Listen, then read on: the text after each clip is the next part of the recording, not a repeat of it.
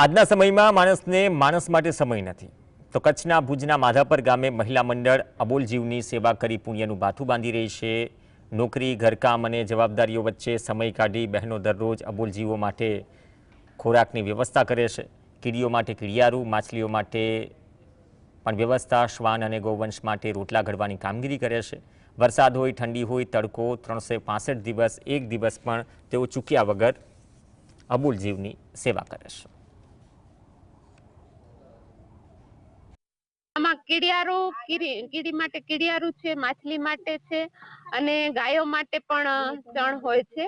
પણ ખાસ તો આમાં જે કૂતરાઓ છે, ગલુડિયાઓ, એ બીમાર થાય, કાંઈ પણ હોય તો એને બોટલ ચડાવવી, નાની મોટી દવા કરવી, સાથે એની ટીમ પણ ખૂબ જ સક્રિય છે। એટલે અબોલા જીવો માટેની જ આ સેવાઓ છે। કૂતરાને રોટલી અને ગાય માટે રોટલી અને કૂતરાઓને ખીચડી, લાડવા, શીરો આ તે બનાવીને કાયમ રાખે જ છે, દે જ છે।